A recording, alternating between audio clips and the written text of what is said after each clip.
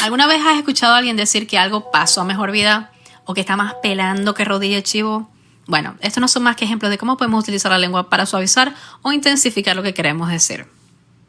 Quédate conmigo porque vamos a hablar sobre dos recursos lingüísticos que son súper comunes, pero casi nunca nos damos cuenta que los estamos utilizando.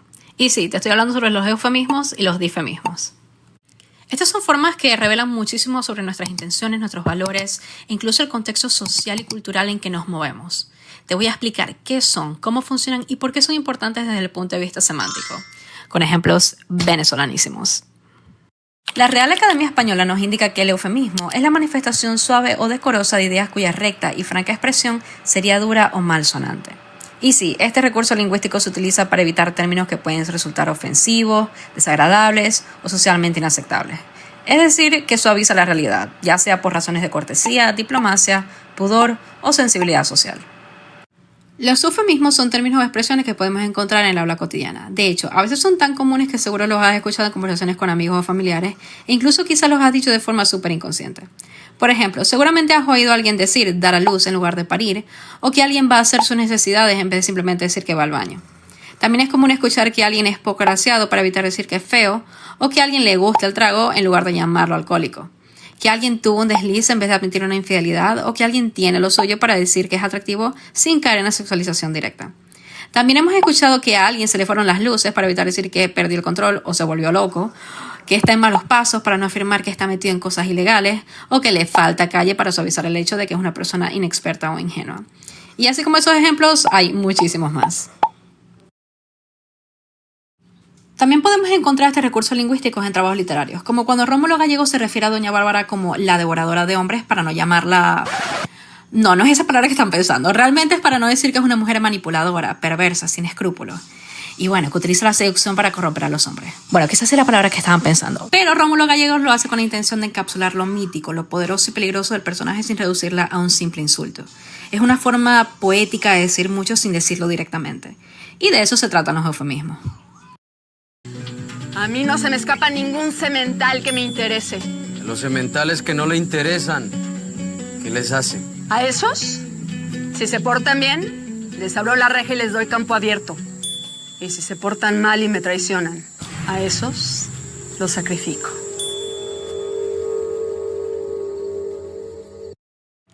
En esta escena de la novela Doña Bárbara en su versión para televisión, vemos como la doña regresa con cabos blancos, un caballo súper difícil de controlar.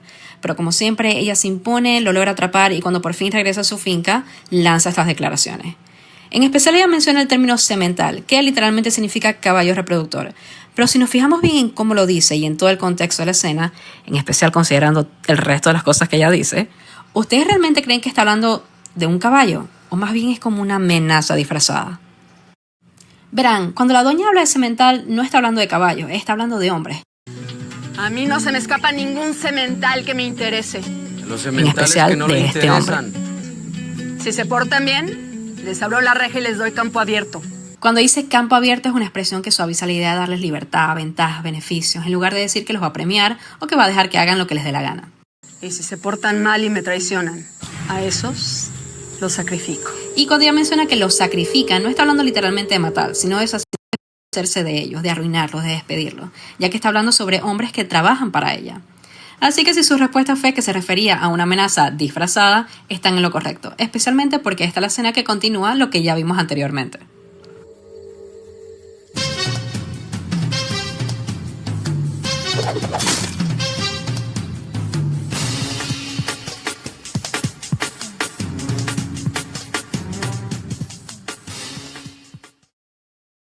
Y ahora nos vamos al otro extremo. Según la Real Academia Española, los difemismos son un modo de decir que consiste en nombrar una realidad con una expresión peyorativa o con intención de rebajarla de categoría, porque básicamente es la oposición al eufemismo, ya que dice las cosas de forma muy cruda, grosera o despectiva, y todo es muy intencional. A diferencia del eufemismo que suaviza una idea incómoda o tabú, el difemismo la endurece o la exagera para burlarse, para ofender, para criticar o simplemente para llamar la atención. Por eso es que es muy común en chistes, en insultos, en frases coloquiales y en expresiones cargadas de ironía o sarcasmo. De hecho, en Venezuela, sin darnos cuenta, usamos difemismos a diario. Están tan metidos en nuestra manera de hablar que ya parecen normales. Por ejemplo, decimos que alguien pide cacao cuando viene suplicando o rogando, o que es un jalamecate, aunque tenemos una versión más grosera, para referirnos a una persona aduladora. También usamos expresiones como se lo llevó el diablo para describir una situación que empeoró gravemente, o que alguien es cara de tabla cuando queremos decir que es descarado o sinvergüenza. Si queremos señalar a alguien por ingenuo, hablador o aguafiesta, decimos que es un pajúo. Cuando algo es tan inútil que ni siquiera genera compasión, soltamos algo como que no sirve ni para dar lástima. Cuando algo cansa de tanto repetirse, decimos que está más rayado que cuaderno de primaria. Si una persona actúa de forma irracional, comentamos que se le cruzaron los cables. Y si queremos decir que alguien está loco, decimos que está totado del casco. Y bueno, todas estas expresiones, aunque coloquiales e incluso graciosas, son claros ejemplos de cómo el difemismo exagera o distorsiona una realidad justamente para provocar un impacto mucho más directo. ¿Qué pasó, Yulixa? Chilla y más que una puerta oxidada. ¿Cómo me quedaron los labios? Me hice un lip filler. ¿Qué? Me quise agrandar los labios y mira, ahora me tendré que echar labial con una brocha. ¿Ya los denunciaste? Se ve exagerado. Mija, si te doy un beso me chupáis el ojo. Y me iba a echar botox porque estoy más arrugada que un acordeón. Pero no, me siento estafada. Yulixa, estáis mal. Sí, me siento mal porque... Yo te hubiese hecho lo mismo y te cobro menos. Herpidio, ya han pasado muchos días y todavía me duele. Virga. No sé si voy con la doctora María Amado, pero me da pena. ¿Por qué te va a dar pena tener bemba de caucho? Anda. Tenía que haber ido con ella primero, no sé qué le voy a decir. Nah, yo sé más o menos de eso, yo te ayudo. Y también te inyecto botox, yo estudié enfermería. ¿En serio? Yo también quiero unos retoques. Nada más a mí se me ocurre hacerte caso. Se me fue un poquito la mano, pero talento hay. Yo vengo de una familia de doctores. Llevo el talento en la sangre. Si me dejaste la cara más tiesa que un turrón vencido. Lleváis el talento en la sangre, pero la tenéis coagulada. Es porque Mari tiene su clínica y yo trabajo en mi casa, ¿verdad? Mijo, Mari es una doctora que hasta sale en televisión. Y vos le ponéis agua al champú. Viste que nunca me apoyas, Yulixa, si es por eso yo también he salido en televisión. ¿Cuándo saliste en televisión, embustero? Sí, en el programa Alerta Aeropuerto cuando me agarraron con el pasaporte falso. Poner botox no es fácil, tenéis que saber cómo, dónde y cuánto. Menos mal no dejé que me hicieras la limpieza facial. Que por cierto, me debéis el jabón azul, ya lo había comprado. ¿Con jabón azul? Con razón tenéis la cara más seca que un tobillo de momia. Por eso agendé 2 evaluaciones con la doctora Mari. Por fin algo bueno. Sí, ya agendé las citas, te toca a vos ir a pagar. ¿Qué? Ahora, la verdadera pregunta y lo más fascinante de todo es, ¿cómo puede el cerebro ser capaz de redimensionar una palabra, en especial si ésta ya tiene un significado establecido? ¿De dónde viene esa habilidad de poder conjeturar una idea completa a raíz de un solo término o de una sola expresión? A nivel semántico, cuando utilizamos eufemismo o difemismo, no estamos realmente cambiando la realidad, pero sí la representación mental de quien escucha o de la persona que lo está diciendo. Por ejemplo, cuando yo era pequeña, a mí no me dejaban decir groserías, por lo que terminaba diciendo bertalesión o vainación para no decir la otra palabra. Los adultos a mí se me mataban de risa porque sabían lo que yo quería decir, pero en mi cabeza yo solo estaba sustituyendo la palabra por algo más suave, sin saber que en cierta forma me estaba autocensurando. Estaba usando un eufemismo para evitar que me regañaran. Y como verán, la idea se conserva. Ellos entendían lo que yo quería decir, pero yo simplemente la presenté de otra manera que se adecuara mejor a mi situación. Desde la semántica esto se explica a través de 2 mecanismos clave. Lo primero es la connotación, puesto que las palabras no solo tienen un significado literal o denotativo, sino una serie de asociaciones culturales, emocionales y sociales. Por eso no es lo mismo decir anciano que persona de la tercera edad, aunque se refieran exactamente a lo mismo. Cada una activa un marco mental completamente distinto. Los siguientes serían los marcos conceptuales o frames. Según la semántica cognitiva, cada palabra se entiende dentro de una estructura mental o escenario compartido. Por ejemplo, decir que, voy a ver qué resuelvo, activa el frame de precariedad, de informalidad, de esfuerzo, sin necesidad de mencionar el término pobreza. Así el oyente completa el significado con base en experiencias previas, su contexto cultural y esquemas mentales previamente adquiridos. Como verán, el lenguaje no dice todo, pero sugiere lo suficiente para que el cerebro del receptor haga el resto. De esta forma, la semántica nos da a entender cómo al cambiar una palabra modificamos el enfoque, el tono, la valoración emocional del mensaje y todo esto sin realmente alterar la realidad de fondo. Como profesores, enseñar estos aspectos de la lengua desde lo puramente teórico honestamente no funciona. Es esas cosas que hay que experimentar y vivir en contexto para realmente entender cómo operan en el lenguaje. De hecho, a mí me pasó algo muy parecido cuando estuve en Argentina y escuchaba a la gente decir esta palabra. Y también la veía en redes sociales todo el tiempo. Y yo les preguntaba a mis estudiantes y ellos me daban explicaciones como que no, que esto es una expresión irónica, que se utiliza en chiste, que puede también ser una burla. Y yo decía, no, pero es que con esta explicación no me termina de cerrar. Así que les pedí que me dieran oraciones completas, que me mostraran cómo y cuándo lo usaban, que hicieran como que diálogos para yo ver cómo opera dentro de un diálogo. Y allí fue cuando logré entender. Descubrí que esta palabra funciona como una interjección pospuesta, que muchas veces sirve para marcar que lo anterior que se dijo fue una broma, una exageración o que no va en serio.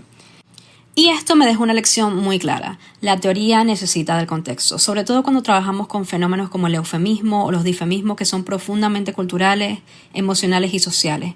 No basta con definirlos, hay que escucharlos, probarlos, compararlos y sobre todo sentirlos en uso. Como profesora, para mí lo más importante es que el estudiante se sienta inmerso en la cultura por medio del lenguaje y que se sienta completamente natural, que no se sienta forzado. Así que algunas de las estrategias que yo aplico en clase y que son súper esenciales para enseñar los matices de la lengua podrían ser las siguientes. Lo primero sería explorar el habla cotidiana, pedirle al grupo que recopile frases del día a día, en especial si viven en el país cuyo idioma es el que están tratando de aprender.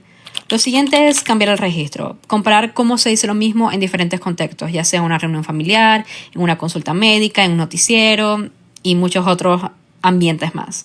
Lo siguiente sería análisis semántico pragmático, que es básicamente trabajar con nociones de tabú, cortesía, identificación y todo siempre poniéndolo en contexto. Los siguientes serían ejercicios creativos, juegos de sustitución léxica, mini escenas de roleplay o dramatización y análisis de tweets, de posts o de cualquier cosa que consigamos en redes sociales. Por último, y con lo que yo considero más divertido de trabajar, serían con los medios auténticos, es decir, ver titulares de prensa, ver memes, analizar escenas de película, analizar la letra de una canción e incluso jugar videojuegos, porque de hecho así fue como yo aprendí. Y yo sé que la gente dice que es cliché que uno les diga ve una película, le quita los subtítulos o escucha una canción y analiza las letras. Obviamente no estoy diciendo que eso sea lo único que necesitas para poder aprender un idioma, pero definitivamente te ayuda muchísimo a inmiscuirte dentro de la cultura del país donde se habla el idioma que quieres aprender.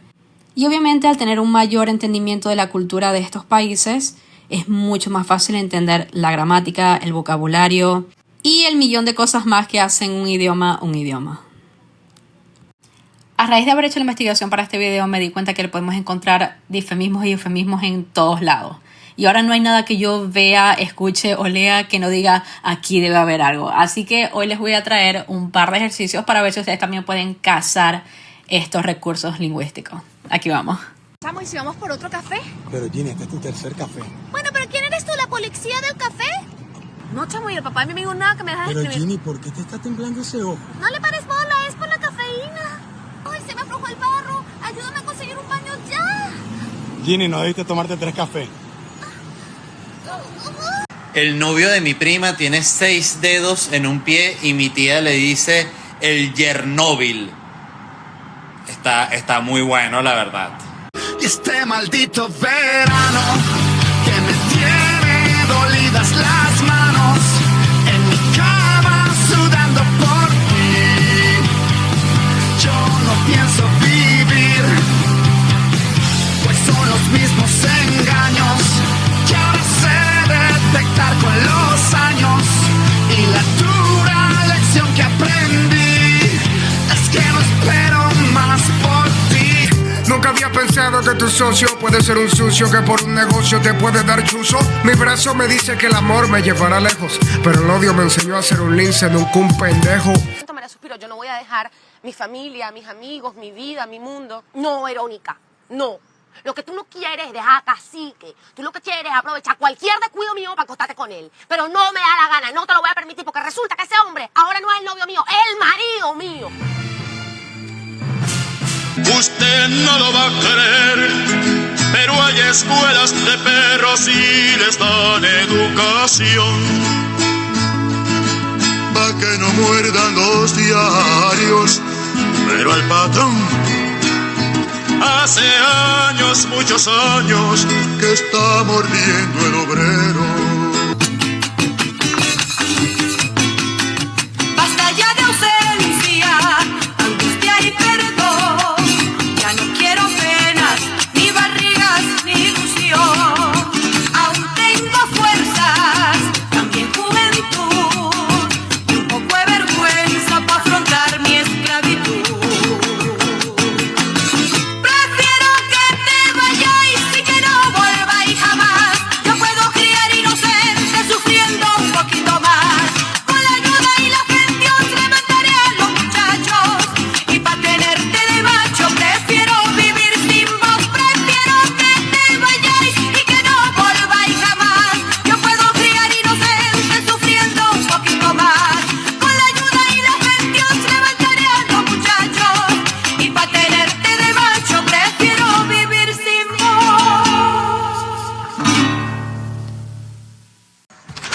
Buenas tardes, señor. ¿Está Riley?